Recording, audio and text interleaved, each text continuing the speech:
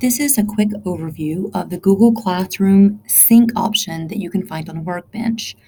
So if you have signed up for Workbench using your Google Classroom teacher account, you're able to sync your classes really easily from Workbench. So if you go to this drop-down in the upper right corner, you can always see your classroom sync settings here, which will show you which classes you have synced, or you can simply go to your classes, which is what I'll do now. And if I click these sync settings, this will open up an area that will show me which of my classes are synced and which ones are not. So I'll go back to classes and notice that you'll see the Google Classroom icon on any classroom classes that are synced with Workbench.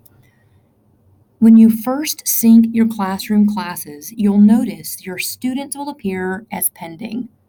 And if you click that link, you can see which students are awaiting verification.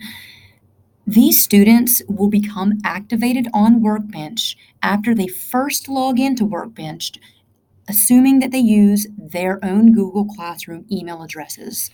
So for example, let's look at this student, WB Student 7. So if we'll just log in to Workbench using that student account, and you can see what that process looks like for students. So I'm going to choose the student that we just saw. Notice that students will be prompted to select their role, and they will initially be required to enter their birth date. And this is so we can be sure we are adhering to compliance standards. And then they'll need to pick a username.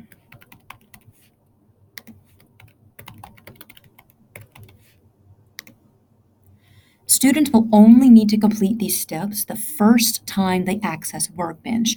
After that, they will not have to do these steps ever again. So now I've logged in to Workbench, and students are able to see their profiles. You can see that they were synced with Google.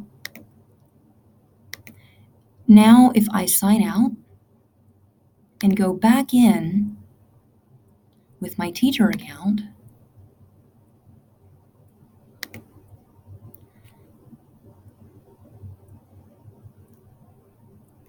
and I go back to my classes,